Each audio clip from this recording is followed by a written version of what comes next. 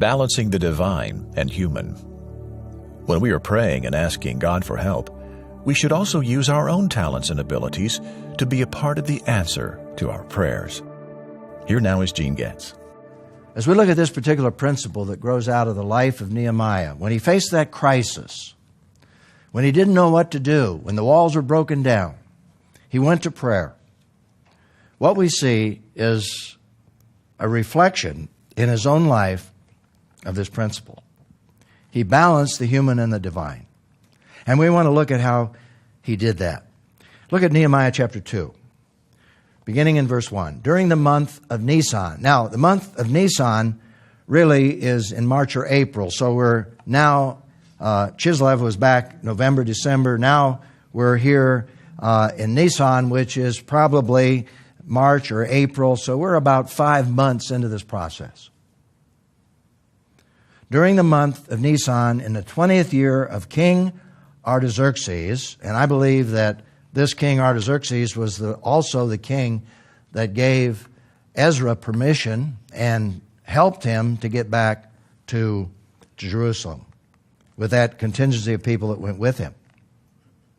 In the 20th year of King Artaxerxes, when wine was set before him, and remember now, he's cupbearer to the king.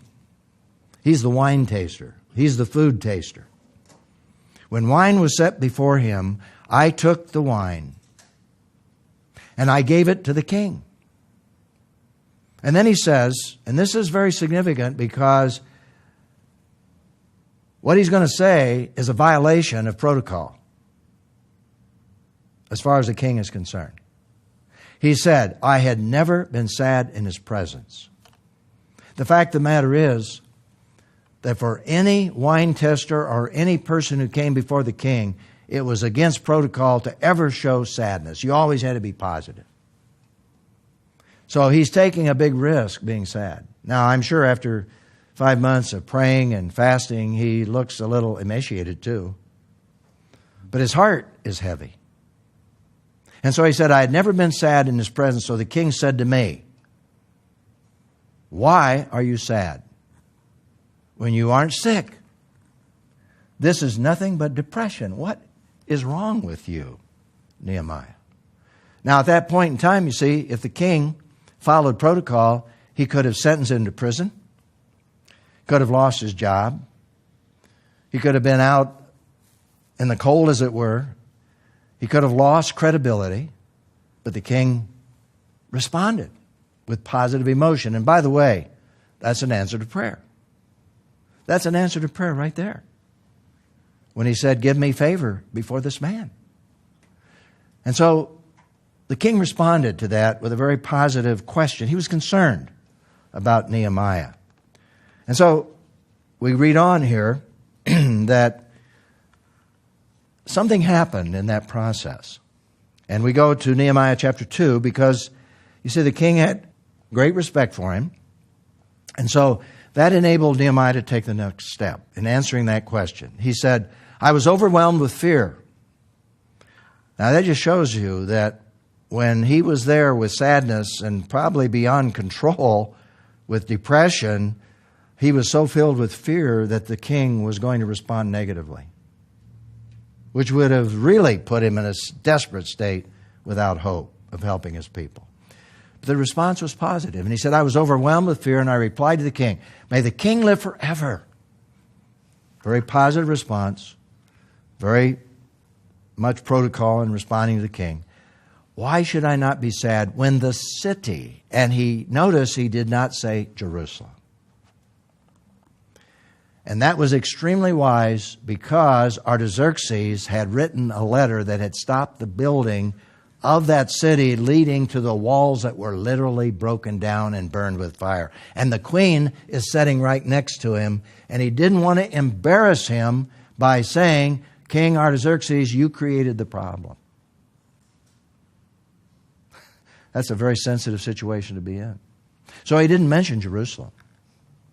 He's being very, very subtle, although the king probably knew what he's talking about. He said, why should I not be sad when the city where my ancestors, again, very wise because in that part of the world, ancestor respect was at the top of the list. That was emotional identification. So, how could I be happy where my ancestors are buried, lies in ruins, and its gates have been destroyed by fire? So the king really said, what can I do for you? Well, at that moment, Nehemiah knew that he had to have God's help. He needed God's wisdom. So notice what he said in verse 4. So I prayed to the God of heaven right then and there. I mean, this is on the fly. He just said, God, right now I need your help. This appears to be an answer to your prayers, to my prayers. So I prayed to the God of heaven and answered the king. If it pleases the king, and if your servant has found favor with you, send me to Judah and to the city. Again, he didn't mention Jerusalem. You know, that would have been a hot button. Because not only the queen was staying there, but probably others around who knew the story. Send me to Judah and to the city where my ancestors are buried so that I may rebuild it. And the king, of course, said, okay, how much time? I'm open. What do you want? And notice what he said. I also said to the king, if it pleases the king, let me have letters written to the governors of the regions west of the Euphrates River. You see, he is in Susa, and you get beyond the Euphrates, and you get into all those other areas, you're going to get in all kinds of problems, and I need to have your official authorization with letters so that they will grant me safe passage until I reach Judah. He had that all figured out, should that opportunity come. And then he went on. He said, and let me have a letter written to Asaph, keeper of the king's forest. He literally knew who the guy was that kept the king's forest, which was close to Jerusalem. He'd been doing a lot of research in the library, probably. And he had access to some pretty significant history there in Susa. So he said, let me have a letter written to Asaph, keeper of the king's forest, so that he will give me timber to rebuild the gates of the temple's fortress, the city wall, and the home where I will live. I actually will need a place to live, and would you help me build that home? This is incredible. He wasn't just praying, he was thinking. He was looking at the options. What if? What if? What if?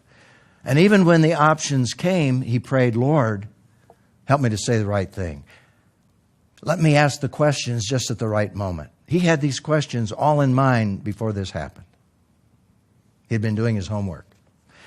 And so we read in Nehemiah Chapter 2, verse 8, the king granted my request, for I was graciously strengthened by my God. Now let's review the principle.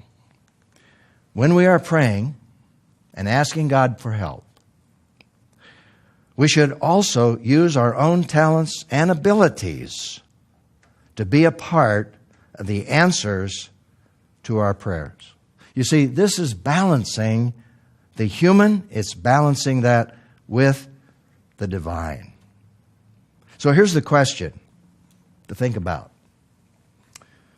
For application, how can we avoid going to one extreme or another when it comes to relying on God and fulfilling our human responsibility? How can we maintain that balance? Well, let me just make an important observation that summarizes, I think, what happened in the life of Nehemiah. On the one hand, we must seek God's help. Always. We must seek His help. Just generally. But when we're in trouble, specifically. And Nehemiah illustrates that. On the one hand, we must seek God's help. On the other hand, we must do all we can within scriptural guidelines. And that's a very significant word. All we can within scriptural guidelines to successfully carry out God's purposes in this world. Now, how do we apply that? Well, we need to do both. And I think that, first of all, we must always focus on God's will. That's first. always, thy will be done. Whatever we're praying, Lord, if it is your will. And that's acknowledging who God is. And that's true in situations where we don't know even what to do. But secondly, we must do all we can to be humanly responsible. There are some people who pray and say, well, if it's God's will, He'll do it. That's not the balance. There are some people who say, I'm going to do everything I can, and if God wants to help me, fine. That's the way they operate. And by the way, the only time they really get into prayer is when they're in trouble. So we have a balance here. Even though Nehemiah is in trouble, that doesn't justify just talking to God when we're in trouble, because the New Testament says we're to pray regularly. That's to be a part of our life. At the conclusion of the last principle, I shared with you a process that I went through with a group of people that were very discouraged. We couldn't find property. We just couldn't make it work. And so I led them through the process of acknowledging God's greatness by singing hymns of praise to God. As a body, we reminded God of His promises. We were there trying to carry out the Great Commission. We were in trouble. We just felt like our walls were broken down.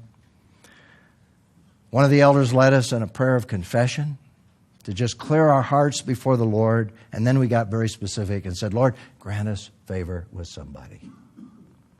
Well, I wish I had an hour to tell you what happened.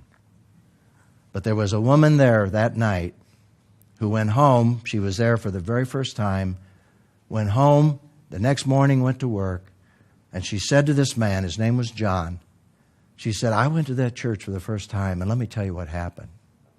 And she enumerated the process. The phone rang, and this guy said, Gene, I'm John. Never met before, but I've grown up in this area, and if I can help in any way, I'll be happy to help.